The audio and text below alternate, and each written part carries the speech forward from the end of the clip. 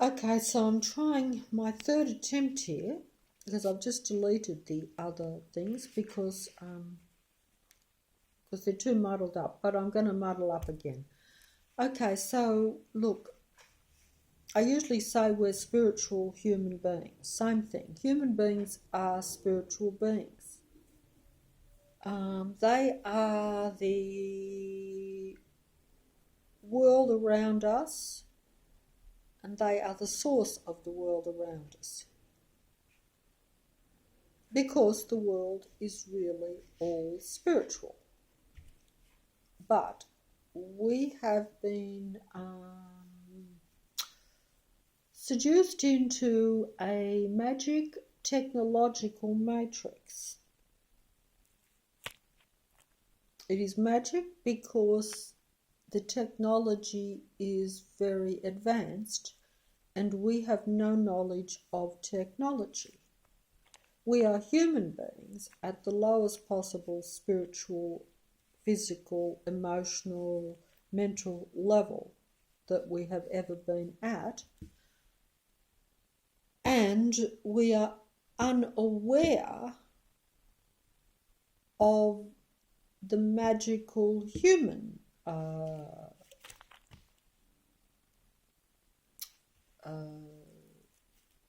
form of creation.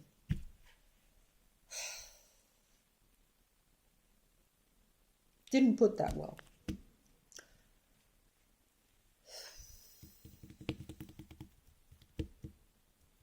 In other words,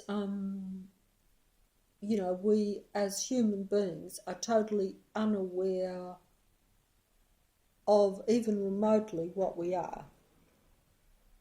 We have no direct access to our skills. We are unaware that there are skills. We are unaware of our position in the matrix or in anything. This has been a gradual, I would think, a gradual takeover of the human mind, because the human mind is the creative source of all that exists. Now,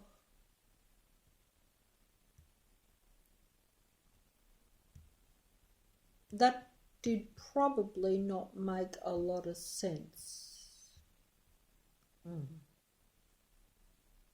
Because naturally I don't have a window to it either. I see it as a fact or a fantasy. I see it as a fantasy fact because I realise it's a fantasy even for me, because although I see it as a fact, it is not my reality. I, like everyone else, have lost the key to opening the door to the full view of what, I'm meant to be doing, how to get,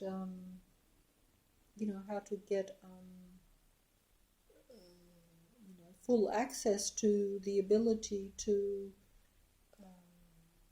get control of my reality. It's a reality that I'm creating and have created, but I do not have full control over it because the matrix, has full control, because I'm in the matrix environment, and the matrix has the ability to manipulate and direct and make the environment for the human mind that means that instead of the human controlling their own mind, the matrix controls the human mind, if you want to kind of put it that way. And I think that's the basic kind of way that it is.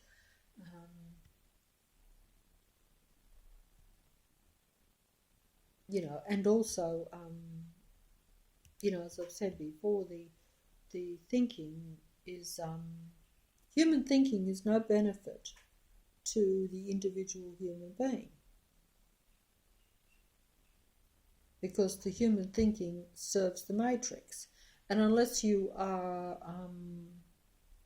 a human being that wants to live in and be subservient basically to a world, a technological world that doesn't serve you but you are serving it.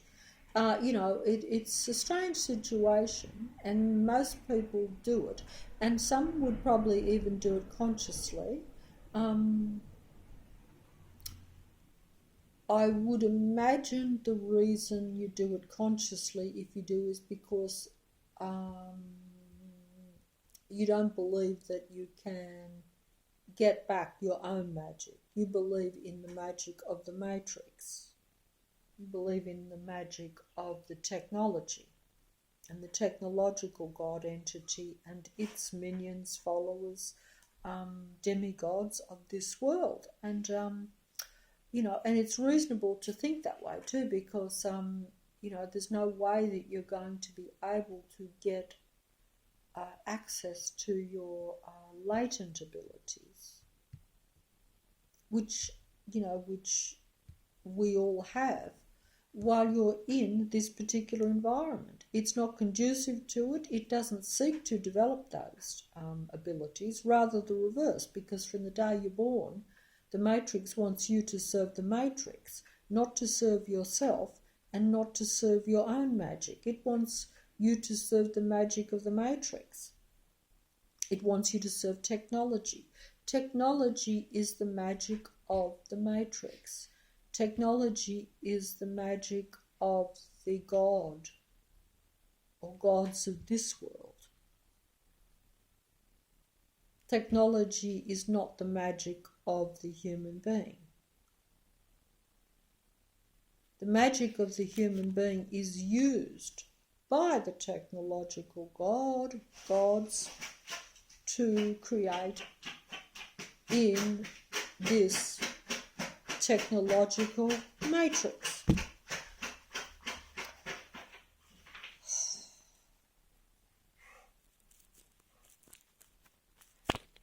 I would honestly say, like many of the movies that I watched a movie called Black Magic 2 days ago.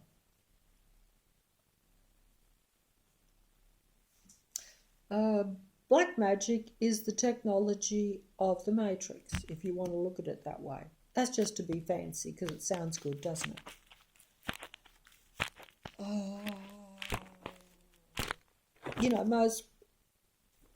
Most people wouldn't distinguish between different types of magic, I wouldn't think. But magic is just basically, what is magic? I don't even know, because never thought magic exists. I thought magic was where you just deceive the human by sleight of hand, deceive their senses. To some extent, that is true.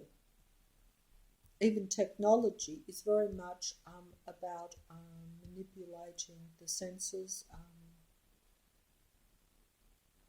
keeping you so much into the, like some have said, the 5 senses, that,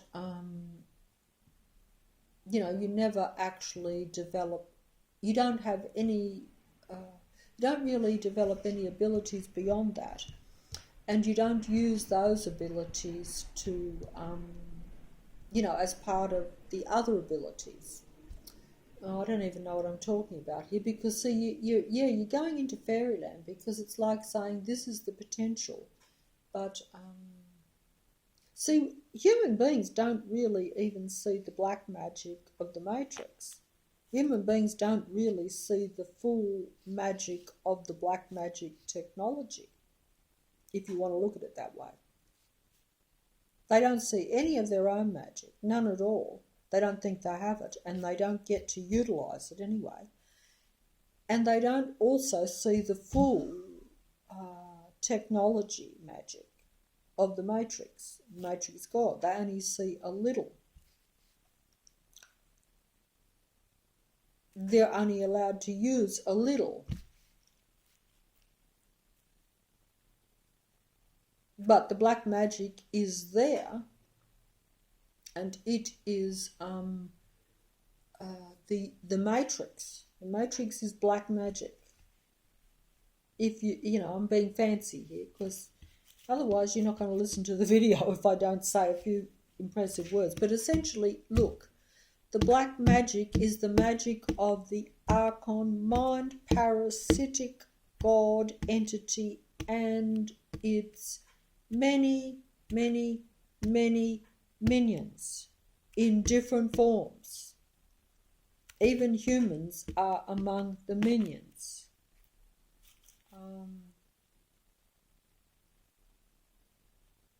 And I lost my train of thought, because the Matrix does that, because you're not in an environment to where you can think clearly or get full,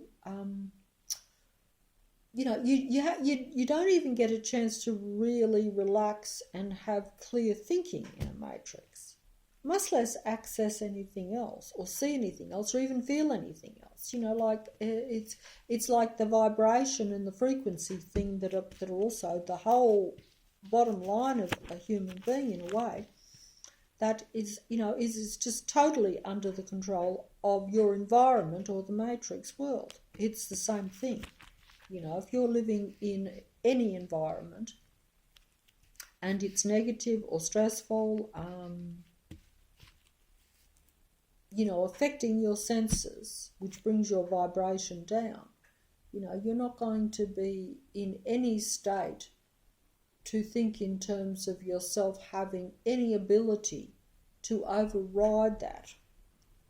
Oh, that didn't make any sense.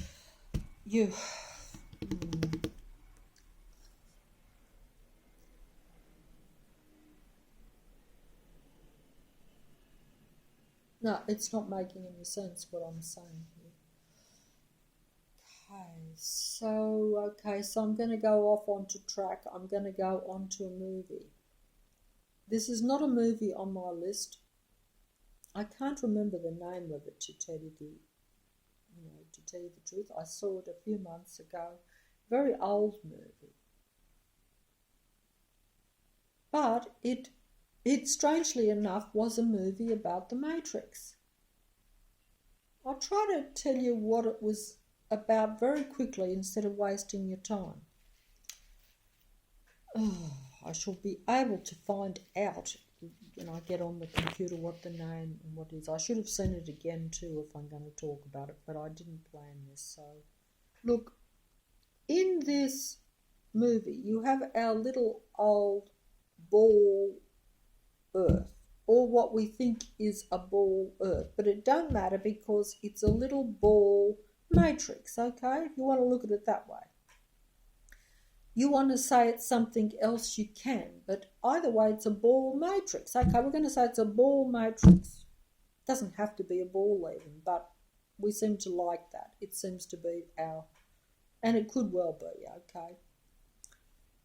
But it's a closed-in ball in the movie, okay? But it's our little Earth, except that we're supposed to be on the outside. But of course, we're really on the inside because it's closed in. Otherwise, we'd be able to get out, I would think. But it doesn't matter either way. But even in this movie, this ball matrix, or this Earth in the movie, because this movie was an old movie, so they're keeping it as an old natural Earth. It don't matter, it was still a matrix then. And this ball is actually being held in the hand of the god, you could say, or the gods. You might have a different idea of who these gods are. So if you think that the god that is holding this matrix that is now in its hand is your god, that is, I would, I'm going off track here, but you would probably assume that God had some part in you. But either way, I'm not going to go there, I don't think. But either way, the matrix ball is held in the hand of the god. all the gods are looking at it anyway. And they're giants. You know, like the earth is like held in the hand, you know. And they're looking down at the human beings. And one of them says to the other god, in other words, a similar being. They don't clarify in the movie if one is more, has more higher rank or something than the other, okay? But they're the gods, okay? And there's two of them, and one of them says to the other god, oh, look at the little humans scurrying around, aren't they pathetical? You know, scurrying around on the earth. They don't know what it is to be a god. They don't know what it is to have any real power or any real abilities to do anything, to manipulate their world, to control their world, to operate or do anything that they want in their world. And one of them says to the other, oh, wouldn't it be fun if we could just give some of our abilities to one of them? And he says, I want to do that. I want to just give some of our magical abilities to where the human can basically manipulate their reality down in the earth and have anything they want. You know, their thinking can create the reality. And the other one says, no, I don't. You shouldn't do that. We can't do that. That's not a good thing to do. They don't deserve that. No. He says, but I just like to do it as a game. Just give it to one of them and see what happens. You know, I bet you that, you know, it won't make any difference. And that's actually what did happen in the movie. So one of the gods gave this man what you'd call superhuman abilities, to where he could just wish anything he wanted.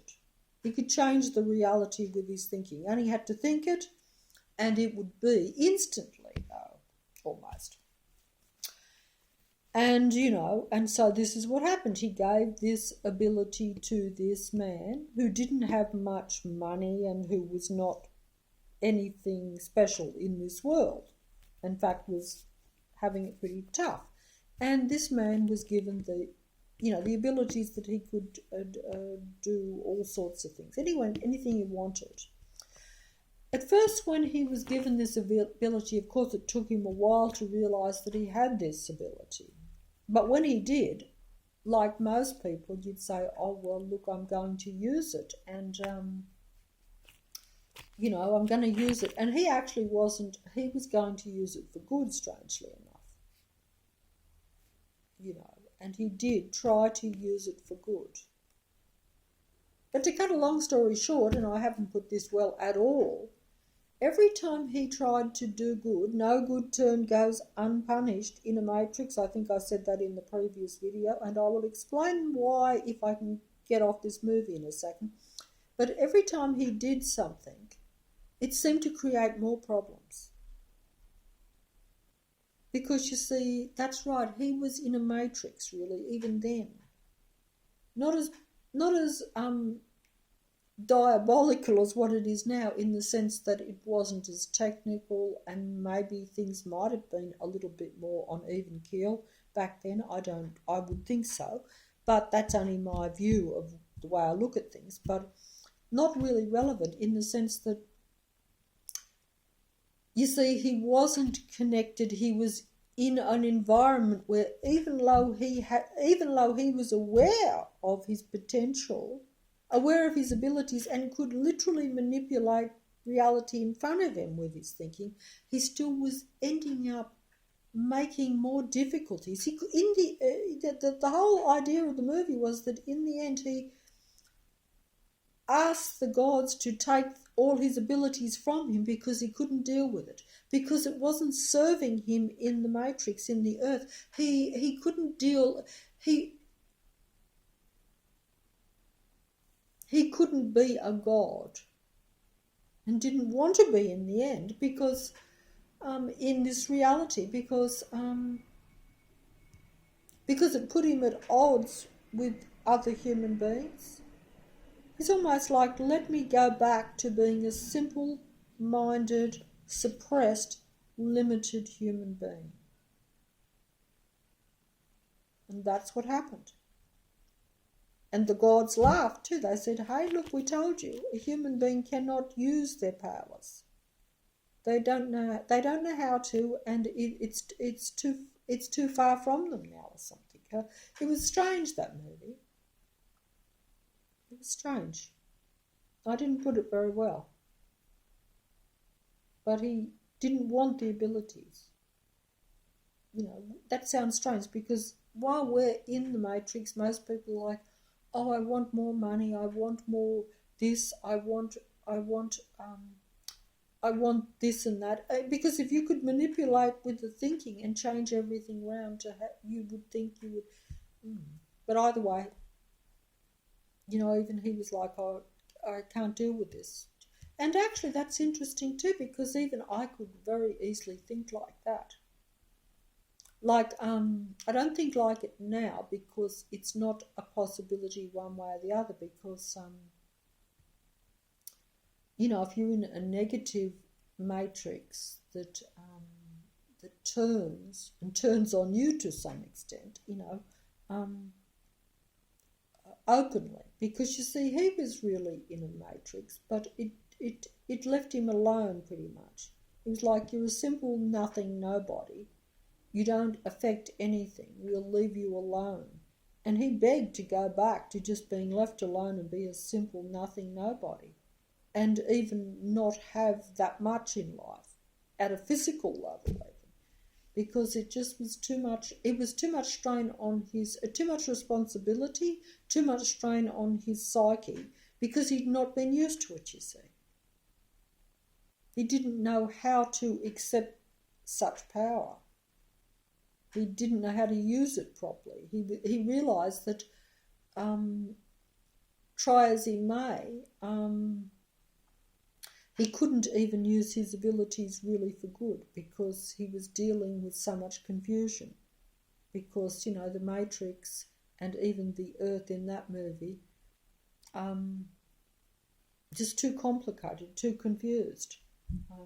I don't think I put it. You'd have to see the movie. I'll try to find the name of it. I don't think most of you want to watch it, though. It was a very old black and white movie, much older than some of the ones that I watch, which are really like film noir, which is all right in black and white, because it's meant to be like that, and it's kind of stylish and mysterious for it. But this was like just a dirty old movie. But it was interesting that they'd make such a movie. That's right, back then. But of course, it's not, because the Matrix God and his entities, that they give humans all sorts of things in the movies and things, but they only give very little at given times, because the human is only gradually being pushed into more and more technology and into accepting a more advanced world. But it's an advanced world, but it's a world that you will have no input into. You won't be, in a technological world, the human being will not be using any of their abilities. Not for themselves anyway, you see. That was like, this fella couldn't do it when some of his magic was given to him, because it was too much for him. And this is what it is like in some ways for human beings, I would think. It's like they become comfortable in the Matrix, even though the Matrix is all about really not letting a human being be a fully fledged human being. It is about the Matrix and it becoming the one mind, the all-connected, the creator. It's an artificial duplicate of a human being, at an advanced level, but it's that's what it is. It's a copy of that, but it's technological. And why would, you know, oh, sorry.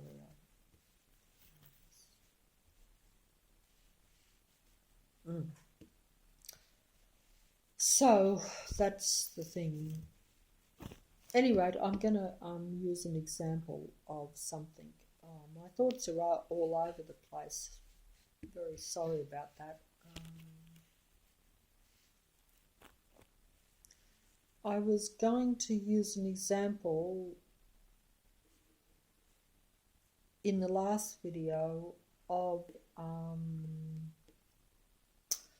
when I said no good turn goes unpunished. This was a saying that was told to me by someone years and years and years ago, and they repeated it many times, and I thought, what a strange thing for someone to say, especially in light, as I say, that this person tended to always want to be seen to be doing good things for people. But of course, you know, like I say, this is, you know, without being personal, this is, you know, after a long, long time, you realise that this was not a human being doing something to advance their friends, shall we say. Because, you know, psychopathic people are very petty. And as is the Matrix in a way, petty towards human beings. You know, they find the human qualities a useful tool in the Matrix, but they're also offended by them. And also they're offended by them in the sense that they're also, they kind of, they know how useful they are and they know how powerful they can be, but this, because they're alien to the alien life force. Human qualities are alien to the alien life force, if you want to look at it that way, to the technological life force. From their perspective, this of course is not reality, but from their perspective it is. So, a bit like humans use technology, or I use technology, but I acknowledge that it's alien and anti-life and not a benefit.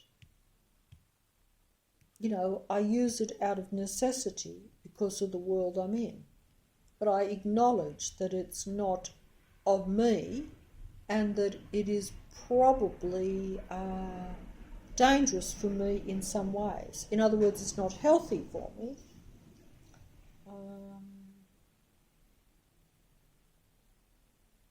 Not making this point well. Lost train of thought, not doing good. Sorry. Okay, so the idea of no good turn goes unpunished very much applies in this negative matrix. Tried to make this point the other day. Try to keep on track. Try to use examples. I said before I could use many, many, many examples because they happen to all of us every day. It's just that we don't put it in the context. If you become aware of the matrix, even if you are a limited human being, as I am, actually it's very difficult when you're a limited human being and you become aware of the matrix. Because it's like, then you're in a real conflict because you're no longer like that fella where you can go back to being just a simple, innocent human being and live sort of comfortably in the matrix. No, anyway, that's not the point. It's like this. No good turn goes unpunished in the matrix because the human being, you know, like I say, no good turn goes unpunished in a matrix.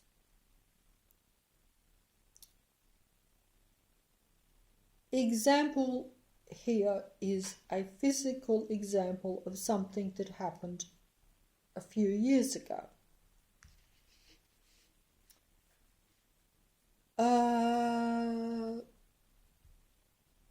You know, I was walking through the park down here with a relative.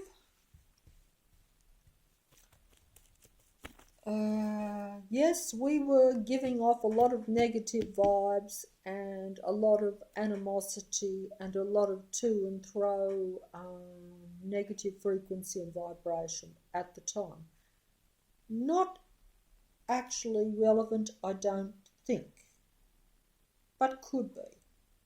Because as I've said, when you're at low frequency, you give more power to the environment or to the earth or to the matrix. Now, but that's just what I would think is so, but it will vary because, like I say, we are not in the position to know how things work. You know, the matrix God entity is the worker of the matrix, and some beings would be more aware of how things work than others. The science of things, if you want to put it that way. You know, the actual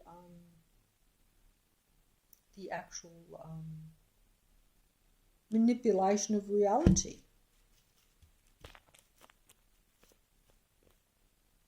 Either way, you know, walking along, nearly tread on, because it was a bit dark, nearly tread on a little bird, a baby bird. It's fallen out of the tree because there were very strong winds. Strong matrix winds. Strong matrix winds can blow a baby bird out of its nest, or a baby bird trying to learn to fly. Wings, yes, the wings not fully developed, hasn't learnt the skills. Like I say, baby birds, just like baby humans, have to learn their skills to fly. If you put a bird, as I said in a previous video, in a cage when it was a baby bird and it was never allowed to learn to fly, you know, it wouldn't fly, probably. That's just an example of a wonderful ability being suppressed or not used. You know, and we do put birds in cages too, so it's an interesting point. But you know, that's like saying, oh well, you know, you have to be satisfied with whistling and walking around. And most of us humans are quite happy whistling and walking around in a cage. You know, a bird in a gilded cage, some of us. That was another movie I think I mentioned from something. I'm going off the track here, not making any sense. Either way, nearly trod on the bird, a baby bird, out of the nest, can't put it back in the nest, can walk away and leave it there. But either way, what did happen was, and it was strange too, because despite the animosity and the psychopathic negativity that was going on, between the two of us, we did actually bring the bird back, baby bird, and I believe I was quite ignorant. They looked up the what to feed it, you know, because clearly birds get fed by the other birds. They regurgitate food and put it into the mouth, that sort of thing. Anyway, to cut a long story short, a few days later, you know, we took the bird back to the park, and it appeared to gain its wings and fly off, not very far, to where there was this group of other birds. And I remember, you know, them saying, look, that's its parents, it'll be fine, it's gone off, it'll be fine now, the wind's died down, it'll get to fly better, and that looks like its family, leave it, it'll be fine. And we did, but you know, we have to go through that park every day anyway, and certainly I did at the time. And and so we went there the next day and naturally looked around to see if the bird was there or the group of birds, just out of curiosity. But strangely enough,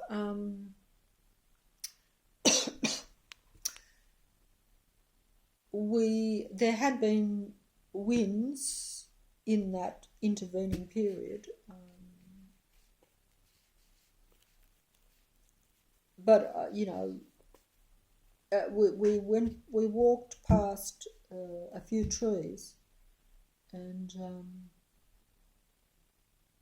there were a couple of trees, and at the base of the trunk of the tree there was about 6 or 7 dead birds, the same type of birds as these. They're dead. And further along there was the same thing on another tree. I was surprised, and I said, "Oh, I hope it wasn't, the little bird." And the person said, "Oh no, it wasn't the little bird that we picked up anyway. That one went away with the parents. That was fine." And they sort of said, "Oh, terrible strong winds. Look, a lot of the birds got killed." I've never seen that before in the park ever. Like I say, I used to walk through the park every day. It's only down here, And I guess what I'm saying is this: no good turn goes unpunished in a matrix. See, that raised frequency and vibration, that good turn, that human thing of, oh, we helped a little bird. The little bird was all right. Because we thought that if we left it there, because nearly trod on it, and it wasn't 100%, that it would surely not make it through the night, shall we say. Because it was night time when we found it. It was pitch black, well, apart from the lights in the park. But either way, then you see what I'm saying? That, though, there was the denial of the possible reality that the groups of birds under the trees were that baby bird and its relatives or whatever.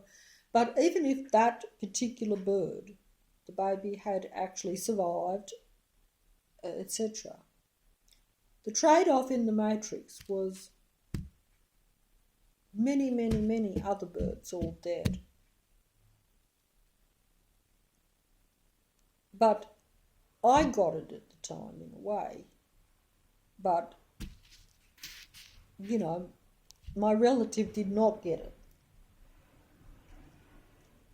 Because they were focused only on their good deed, and that bird survived, and this is just a tragedy that those other birds would all be dead. But,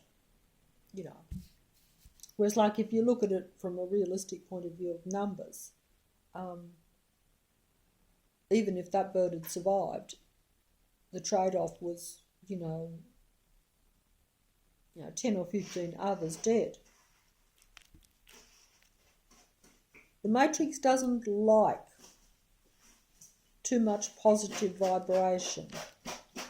The matrix doesn't like humans to, if you really look at it, and this is how I think a matrix works. This is how my fantasy negative matrix world works. You'd say, well, no, that cannot be. I say, well, it maybe shouldn't be, but if you are in a negative anti-life matrix that is going down,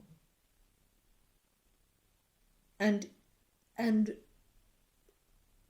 its God is technology, and technology is their nature. They are anti-life against real nature. They only keep nature in the matrix so that human beings feel comfortable. but they get really negative, and if they see, because they don't want humans to be like that, really. The idea is that because a lot of people would have walked past the bird, especially those of the Matrix, and it was strange in a way that we were negative at the time that we picked it up. But you see, that's what I'm saying. Even human beings, even if they're engaging in negativeness, even if they're at war with one another and themselves, there's still some human quality there to where they see another life form. This is the trick of the Matrix too, though, by the way, and this will be used also. That's why I don't like making these videos, a bit like the previous one or the one before. The Matrix is about anti-human life mainly. But humans usually like other natural life forms as opposed to technology. Not so anymore, no, that's right, but this is how it really is. And so, yes, the idea, like the point I'm getting at is that, and long-windedly, I know I'm very long-windedly, but just look at it this way. You had two human beings walking through a park at war with themselves and one another that night. Have to say it. I was the other human being. I didn't want to be involved in that particular war, but I was, and I'm taking it a bit extreme here because I really can't remember the night 100%. It was a fair while ago, but it wouldn't have been unusual, I wouldn't think. Now, and this could be a reality for most people. Two human beings arguing with one another. So they're at war with one another and themselves too, because you argue when you get, no human being particularly is not at war with themselves in this world either. That's the Matrix too. You battle your own, the old saying, you battle your own demons and you're also battling the demons of the Matrix, but you don't know you're battling the demons of the Matrix. Your own demons are possession by the demons of the Matrix. If you want to look at it in that fairyland fantasy, imaginative way of putting it, a way of putting how the technology controls your thinking, your upbringing, your environment, to where you think all sorts of things about yourself and other people, and so that's created you. But either way, two people arguing and at war with one another and themselves, but because they're human, and because the bird isn't, they don't see that innocent bird as part of their war or part of themselves. They're able to still feel some sort of compassion or need to help the bird. Of course, there was a little bit of guilt too, in the sense that it was nearly trod on. That would matter more to some people than others. But either way, it's still a human trait. So there's still a little bit of the humanness left there. The Matrix sees that. The Matrix God sees that. Not too happy with that because, it wants to have full dominion over its Matrix and even nature. If the Matrix blows a wind through the Matrix and a bird goes down, the Matrix says, Matrix wind blew the bird down. The human being is not meant to intervene and put the bird back or change the fate of the Matrix. It is written. The Matrix writes its own history, its own destiny, or tries to. And likes it to go all according to plan and script because it's a video game technological matrix with humans as the central players, and the goal, as I said in the previous video, to have checkmate eventually over all humans. Why would this be, you would say? Well, look. I don't think I've got the energy to go into that, and it will be a matter of opinion. Even if my fantasy in going back to various things to say, how did this happen? I have to go into fantasy to find it. But hey, if you're looking for an explanation for something in a matrix, I have no problem picking any fantasy, because there may only be one choice to pick from, even if you're going to, depends on how far you want to go back and what you would believe. Obviously, from my perspective of coming from humans, the way I see a human being now, I'm not going to see the God of the Matrix in quite the same way that some other people might see it. But like I say, you can believe in anything and you can adopt anything as your God, or as what you think should dictate your life, if you want to look at it that way. So that's the whole thing. It's like that, but that example anyway is an example of how the Matrix tends to think. It doesn't like human intervention at a high vibration, positive, high frequency level, because we felt quite good that the bird had been returned to the park safely and that our little effort was not in vain. That for once, despite even our own disagreements and our own, the war raging even between inside ourselves and with one another, we were still able to do something positive.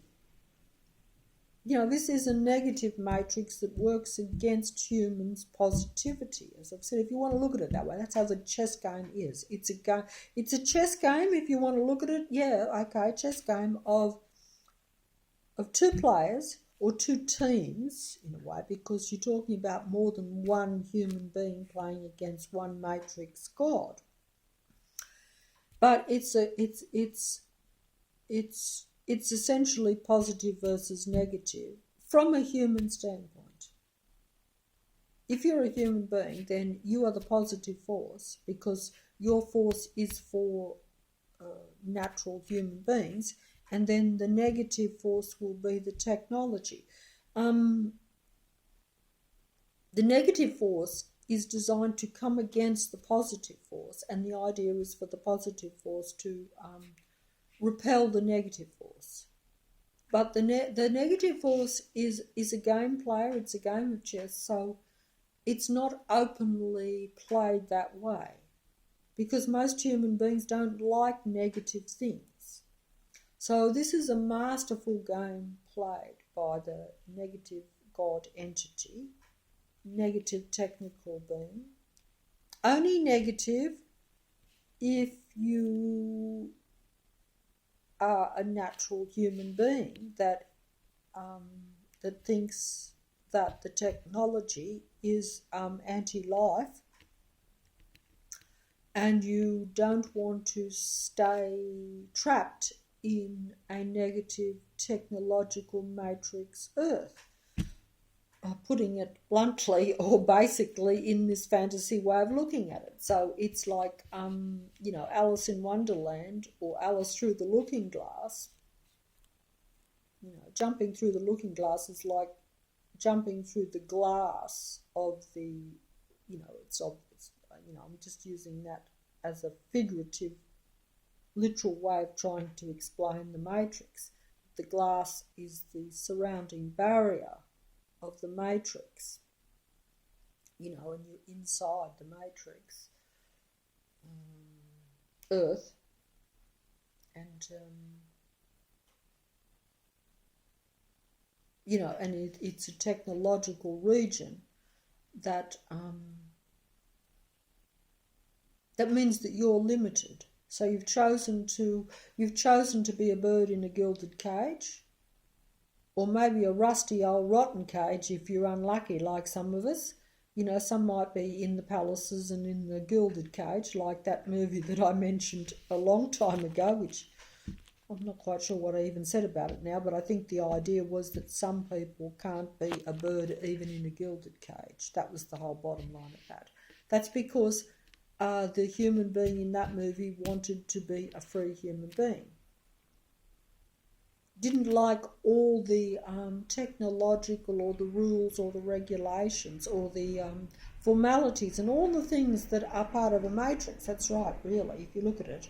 Despite being a lot more comfortable, because the trade-off in that particular movie was, if I'm rich, I can be a bird in a gilded cage. I can live in luxury and can have a gilded cage, but it's still a cage. But I have to behave a certain way, I have to follow certain things, whereas if he went out the gilded cage, then he was free, but he would have none of the trappings of the matrix, none of the pleasures of the matrix, none of the comforts of the matrix, or the luxuries of the matrix, really, the luxuries, I suppose. It was kind of like that. That's how I saw it anyway. The price was too high, as I often say from another movie. Sometimes some people just decide that the price is too high.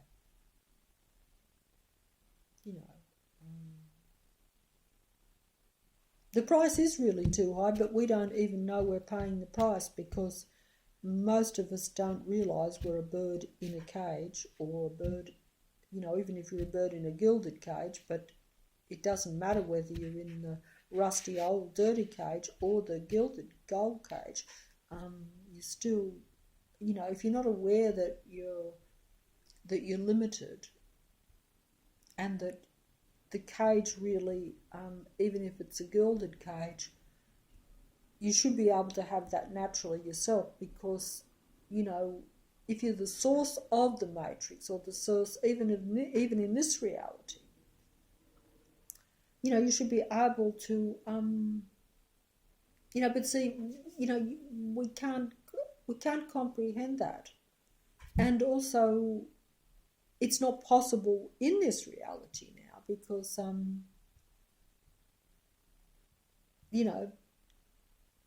because we're all not at the level to where there is enough ability to push enough against the negative matrix reality, the God entity of this. The whole purpose originally is for, this is putting it in a fantasy way, almost this is me looking for an explanation, I suppose, as I've said before, of why we're in a negative technological matrix reality, and why we're here, maybe, why we seem to be trapped here, why we're put in this position. Now, that's why I say I think that, I personally think that it's a spiritual thing, in the sense that,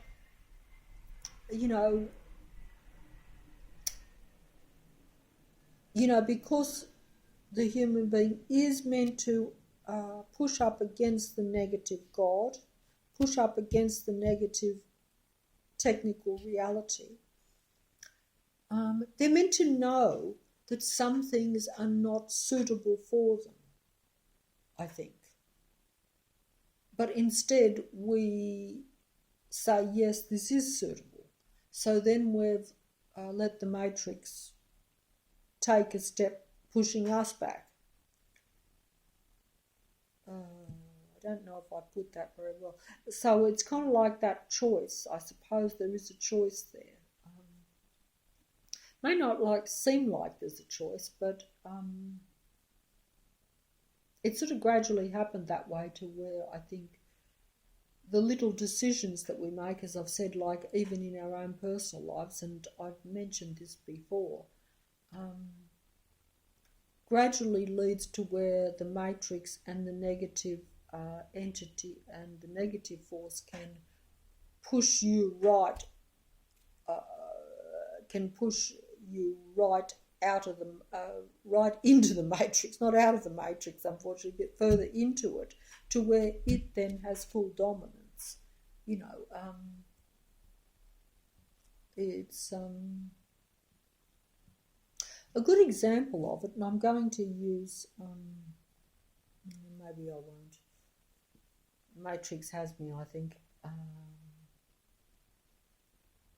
But how little things change over a period of time because human beings accept them, for better or for worse, but I would say always for worse, because that is how the matrix likes things to go. See, while you think you're in an all things being kind of equal kind of earth, and like that incident of the bird, you don't actually think, well, you would say to me, are you seriously saying that the bird,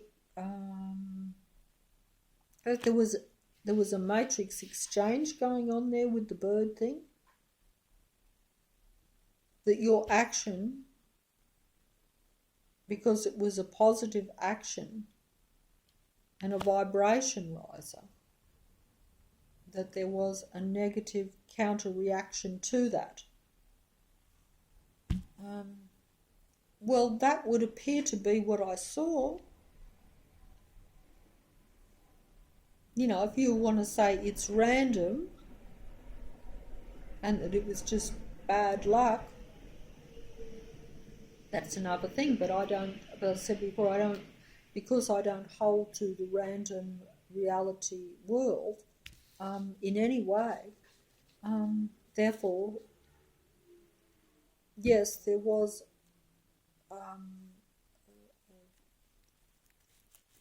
a conscious effort to say your actions can never be allowed to be positive or raise a frequency.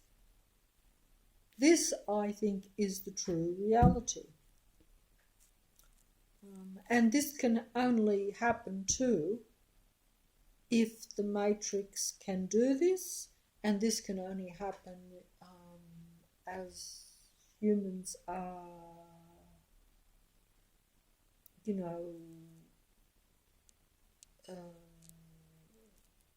taken over by the matrix to some extent,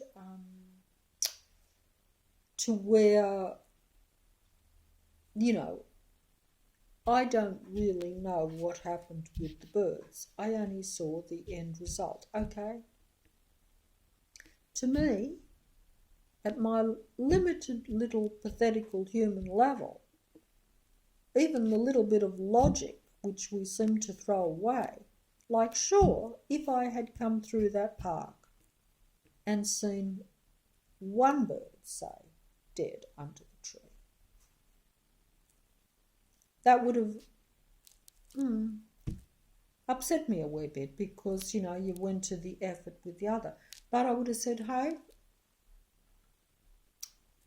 the wind, and yeah, the other bird was out the thing, especially if it was a young bird. I said, bit of bad luck. Oh, I wouldn't say that now, of course, but back then I would have said that. Back then, I still went along with the explanation that yes, the wind had blown all those birds out of the tree and killed them. Because logic flew out the window. Logic flew out the window. The birds flew in the air and were smashed to the ground and killed.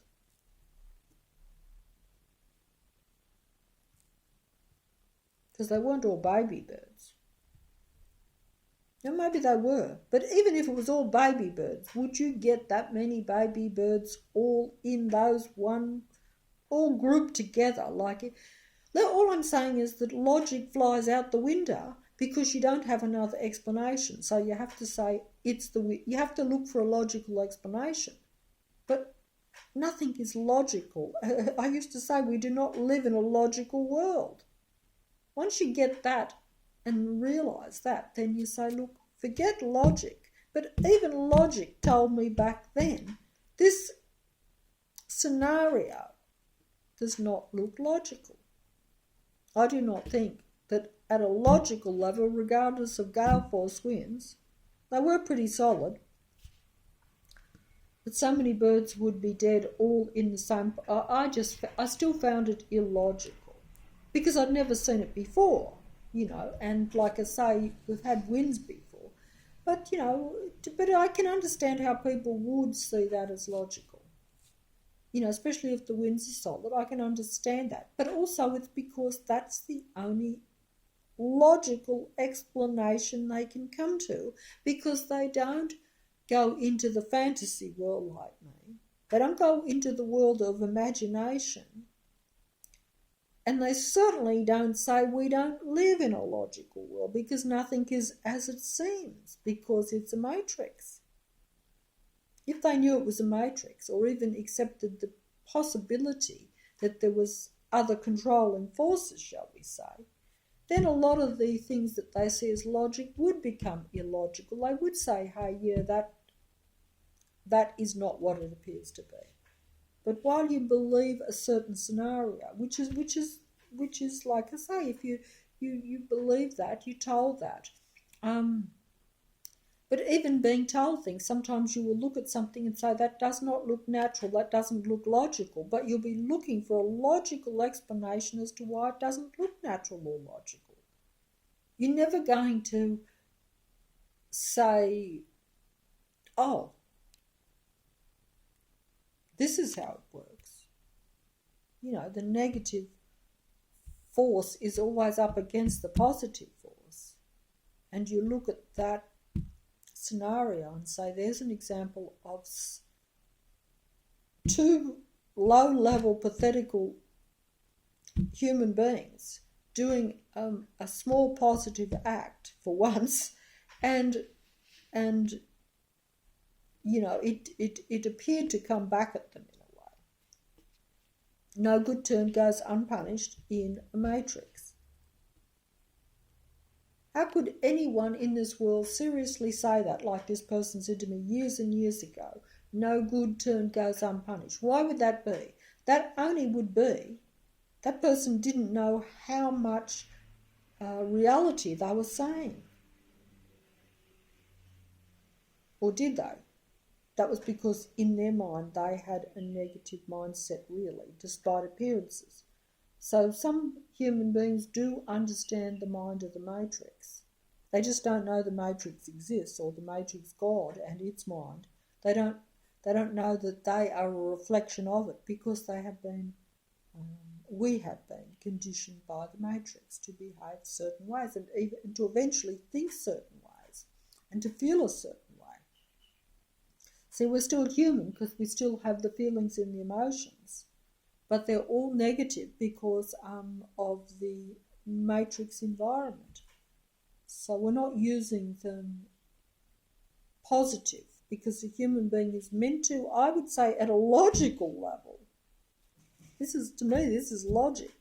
To me, it's almost fact that human beings are meant to use their feelings and their emotions in a positive way. And if they do, then it benefits them. So instead of saying no good turn goes unpunished, no good turn, that is in this reality, no good turn goes unpunished. But, a good turn is a natural thing for a normal human being, because it does benefit them. And it will benefit their environment. It is pushing against the negativity around. But unfortunately, like I say, if you're in a matrix where 3/4 of what is around you is of the matrix, therefore a negative force. Even human beings who act negative, like in another scenario, the bird would be left there and justified in leaving it there. In a really negative scenario, person might justify and dislike the birds, might say they're a menace, like has been sometimes said about some species. I've heard that myself. I'm sometimes really surprised, and that's putting it nicely, that people can call some species of even birds and things a pest or a menace or a nuisance or a danger to what? To the Earth matrix. But boy, do we get it muddled up. My videos might be muddled up, and they are indeed, but that's because I'm in a muddled up Earth matrix, and that's right, everything gets confused and screwed around.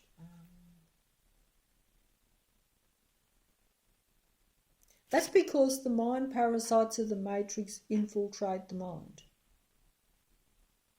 And I'm just thinking about things that have only happened over the last few days, which I'm not going to go into because I take too long, and it's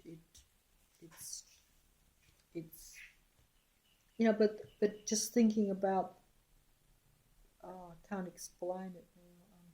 The example of the birds and how people can even. What I'm trying to say is that you can see if you start to think too much and you let the mind parasites of the matrix come into your head, you can justify negative action. This was what I heard a few days ago. I won't go into details about it. But, you can do something that is negative, against a life force even. But you can justify it by saying, hey, yeah, like I just said, that's a pest, that's a nuisance. This is you are playing God. Human beings must never play God, in my opinion. Okay, if you want to play God, if people want to, I can't stop them, and they do. Everything around me plays God.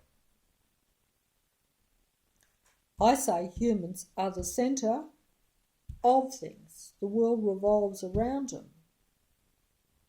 They are a creative source.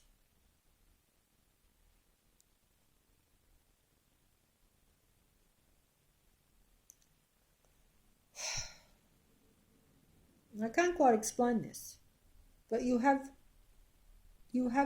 those are the matrix. Play God.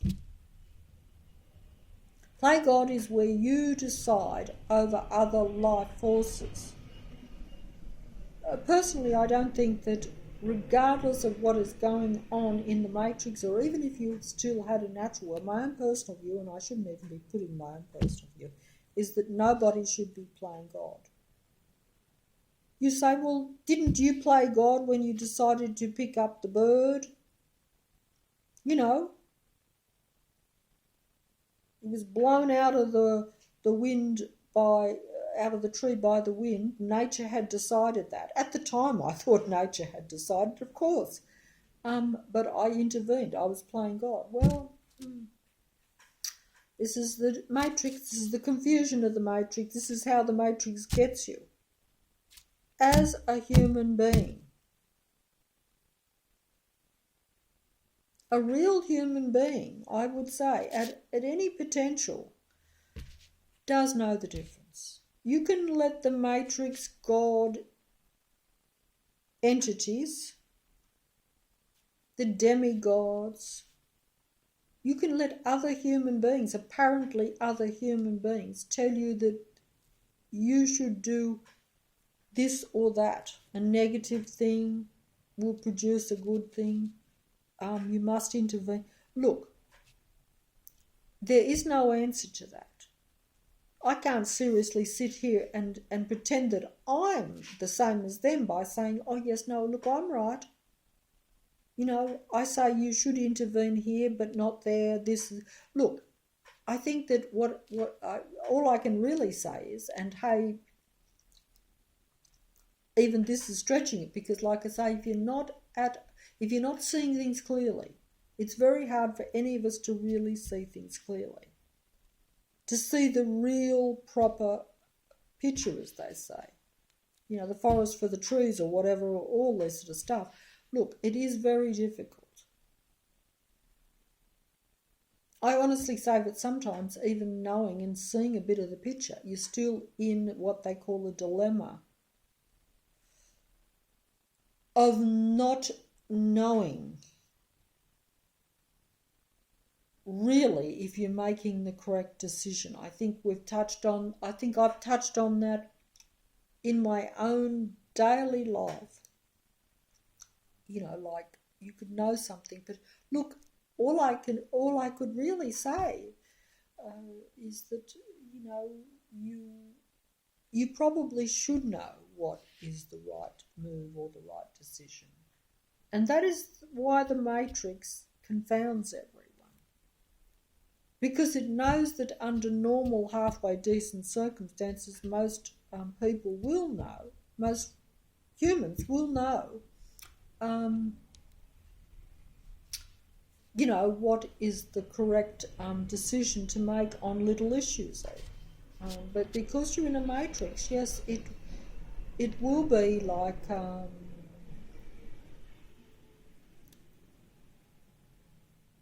well, dare I say, it was like the dilemma of Life for Ruth, the movie that I've mentioned many times, and I actually watched it again the other day, because I was hoping to find something else about the idea of the blood, because that was the main thing of it. But the point is that even in that movie, the whole point of that movie was a dilemma in a way, and it is said that it's a dilemma too, because it is like he had to make a decision. The main fella in it had to make a decision as to whether to give blood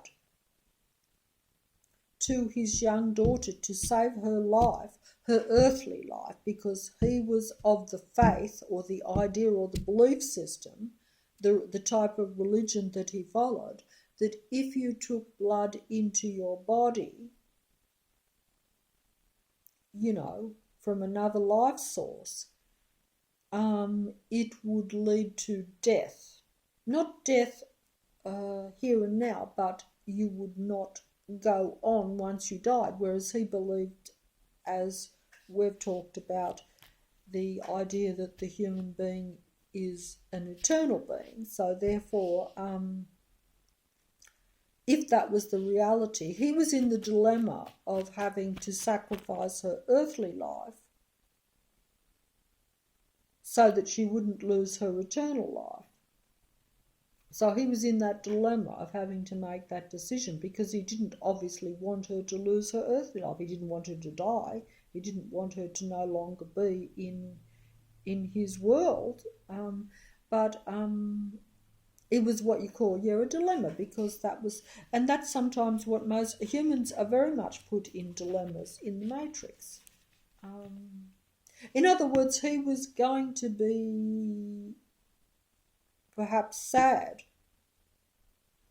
regardless of what choice he made, you see.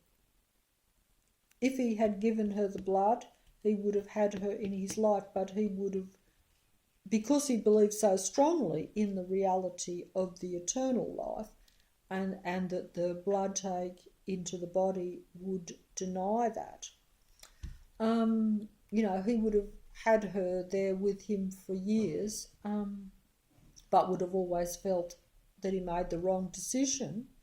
And then, of course, when he made the decision to not give the blood, she died. And so he had guilt about that to some extent. His faith was strong. But anyway, the movie did stress that he thought that there would be a miracle, because as a proper believer, and as someone that he would have considered himself a fairly good spiritual person. He believed in that written word, so he did believe that a miracle would save the daughter, but it didn't happen. So then the faith had to be even going off the track here. But either way, that's just another example of a dilemma, that whatever choice he made, he was not going to be totally on top of the world, because there was going to be a loss, whether it be a loss for now, in the loss of the daughter, or the possibility that he denied the eternal life, and possibly even would have caused himself a problem too, because there is that kind of, that it's it would have been a negative thing all around. I think I have to fold up here. I'm too exhausted to go on, and I don't feel I'm making a lot of sense anyway. Anyway, it's a good day or good night, depending on where you are, whatever.